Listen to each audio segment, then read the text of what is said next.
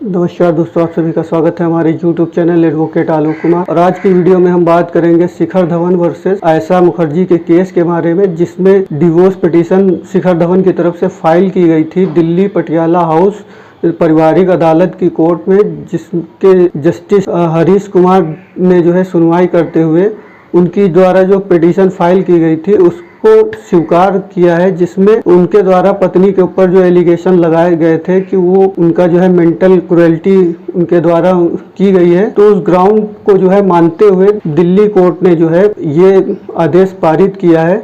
और डिवोर्स के लिए जो है चर्चित ग्राउंड है क्रुएल्टी। तो क्रुएल्टी के ऊपर बहुत सारे जजमेंट दिए जा चुके हैं, लेकिन शिखर धवन केस में जो है क्रुएल्टी के बारे में जो क्रुएल्टी के अंतर्गत चीजें आती हैं उनको स्पष्ट करने की जो है कोशिश की गई है। तो इससे पहले जो है जो अदालतें हैं उनके द्वारा क्रुएल्टी के बारे में कोई जो है निश्चित जो है दायरा नहीं बताया गया है कि मेंटल क्रुएल्टी के अंतर्गत क्या क्या चीजें आएंगी और क्या क्या नहीं आएंगी, क्योंकि क्रुएल्टी दो प्रकार की होती है।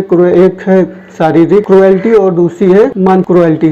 तो शारीरिक क्रुएल्टी जो है उसको तो सिद्ध किया जा सकता है, लेकिन मेंटल क्रुएल्टी को सिद्ध नहीं किया जा सकता है। तो इस बारे में कोई जो है निश्चित दायरा उपलब्ध नहीं है कि आप जो है मेंटल क्रुएल्टी को इसके अंतर्गत रख सकते हैं। तो दिल्ली कोर्ट के द्वारा जो है शिखर धवन केस में जो है मेंटल क्रुएल्टी के दायरे को जो है स्पष्ट करने की कोशिश की गई है। तो जानते हैं केस के फैक्ट के बारे में। ये डिसीजन हमारा 4 अक्टूबर 2023 को दिया गया है। तो फैक्ट इस प्रकार है, 2012 में आयशा मुखर्जी और शिखर धवन की शादी होती है। शिखर धवन की ये पहली शादी होती है और आयशा मुखर्जी की ये दूसरी शादी होती है। आयशा मुखर्जी जो है ऑस्ट्रेलिया की मूल निवासी होती है और वो शिखर धवन से शादी करती है 2012 में। कुछ ही समय के बाद में जो है उनका एक बेटा भी जन्म लेता है, जो इस समय लगभग 10 वर्ष के आसपास का हो गया है। और इस शादी के पूर्व में भी आयशा मुखर्जी की शादी जो है हो चुकी थी। पहली शादी से उनके 2 बच्चे हैं, जो 2 उनकी बेटियां हैं, और शिखर धवन से भी उनका एक बेटा है। जब शिखर धवन से आयशा मुखर्जी ने शादी की थी तो उन्होंने शिखर धवन से वादा किया था कि वो भारत आकर उनके साथ भारत में रहेंगे, लेकिन शादी करने के बाद वो ऑस्ट्रेलिया वापस लौट गई थी। और शिखर धवन के बेटे जिनका नाम है जोरावर, उनका जन्म भी जो है ऑस्ट्रेलिया में हुआ था, इसलिए वो अभी तक वापस इंडिया नहीं आई है। और शिखर धवन के साथ जो उन्होंने प्रॉमिस किया था कि इंडिया आकर रहने का, उसको भी उन्होंने पूरा नहीं किया और वो अपना ऑस्ट्रेलिया में ही रहती हैं अपने बच्चे के साथ और अपने पूर्व हस्बैंड के बेटियों के साथ में वहीं पर रहती हैं। और जिस कारण वो भारत नहीं आई हैं। और शिखर धवन और आयशा मुखर्जी का जो बीच में शादी हुई थी, एक शादी को जो है संपन्न किया आगे बढ़ाने के लिए पति पत्नी के जो दायित्व होते हैं उनका निर्वहन करना होता है। इस कारण शिखर धवन का परिवार जो है चल नहीं पा रहा था, क्योंकि 2020 से ही दोनों में अलगाव चल रहा था और वो ऑस्ट्रेलिया में ही रहती हैं। शिखर धवन को जो है अपने बेटे से भी मिलने में दिक्कतें आ रही थी, क्योंकि उनके बेटे वहीं पर जो है पैदा हुए थे। तो जिस कारण वो जो है वहीं के मूल निवासी हैं। और जो मामला आगे बढ़ता है, शिखर धवन के द्वारा जो है ऑस्ट्रेलिया के अंदर संपत्तियां खरीदी जाती हैं आयशा मुखर्जी की तरफ से। उन संपत्तियों में उनको जो है संयुक्त मालिक बनाने के लिए कहा जाता है, लेकिन शिखर धवन की तरफ से इनकार कर दिया जाता है। उसके बावजूद उनका जो है टॉर्चर रुकता नहीं है और वे जो पूर्व पति होते हैं उनसे जो उनकी 2 बेटियां हैं उनके लिए भी शिखर धवन के ऊपर जो है जोर दिया जाता है कि उनका भी भरण पोषण, जो भी उनकी पढ़ाई लिखाई का जो भी खर्चा है वो शिखर धवन हर महीने उनको भेजें। तो शिखर धवन इससे भी बहुत परेशान थे और उनके द्वारा जो है उनकी रेपुटेशन को खराब करने के लिए उनके जो IPL टीम के साथी हैं, BCCI मेंबर्स हैं या BCCI हेड हैं, उनको भी मैसेज जो है उनकी तरफ से किया गया था। इस पर जो है कोर्ट में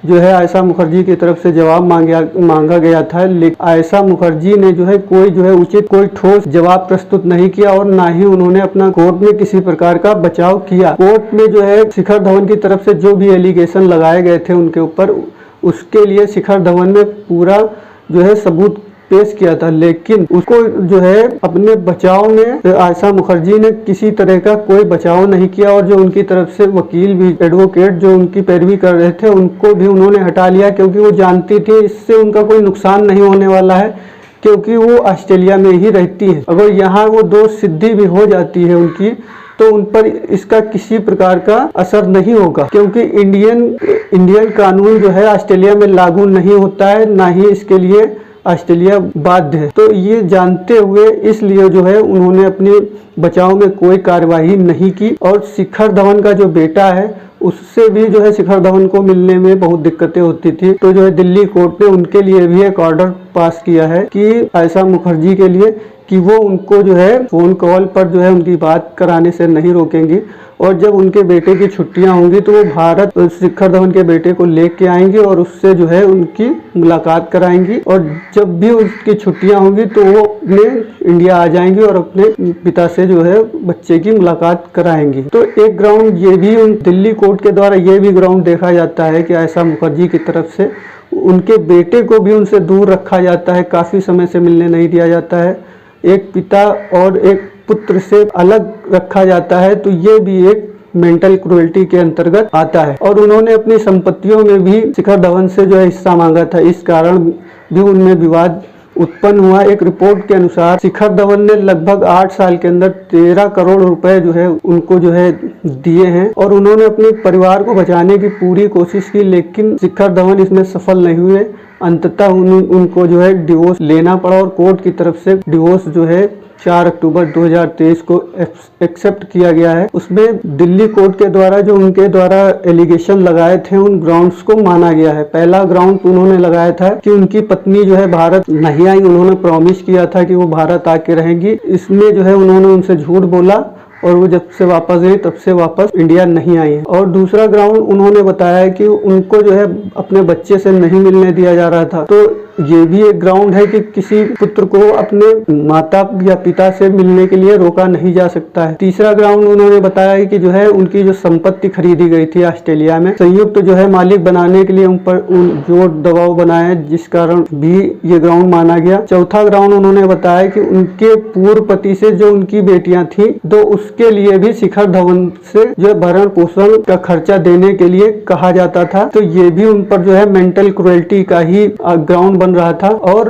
इसके अलावा उन्होंने उनके साथी क्रिकेटर्स को भी जो है कुछ आपत्तिजनक मैसेज भेजे थे, जिससे उनकी जो है रेपुटेशन को नुकसान हो रहा था। तो कोर्ट में इस बारे में आयशा मुखर्जी से जो है पूछा गया, तो उन्होंने इस बारे में सिर्फ यही बताया है, कोई ठोस सबूत पेश नहीं कहा। उन्होंने कहा कि जो है हम सिर्फ इसलिए उनको मैसेज कर रहे थे कि हमको जो है शिखर धवन से मानसिक जो गुजारा भत्ता है, मानसिक वेतन जो है वो हमको मिले। तो कोर्ट इन दावों को उनके खारिज करते हुए शिखर धवन की जो तलाक पिटीशन है उसको स्वीकार करते हुए उस पर मोहर लगा देता है, और शिखर धवन को बच्चे की कस्टडी पर भी किसी प्रकार का आदेश नहीं किया जाता है, क्योंकि शिखर धवन इंडियन मूल के हैं, और इंडियन कोर्ट के द्वारा जो भी फैसला यहाँ दिया जाएगा वो ऑस्ट्रेलिया में लागू नहीं होगा, ना ही ऑस्ट्रेलिया इसके लिए बाध्य है, क्योंकि आयशा मुखर्जी ऑस्ट्रेलिया मूल की निवासी हैं। तो उन पर इस कानून का किसी प्रकार का कोई असर नहीं होगा। तो वीडियो पसंद आई हो तो लाइक, शेयर एंड सब्सक्राइब जरूर करें। Thanks for watching.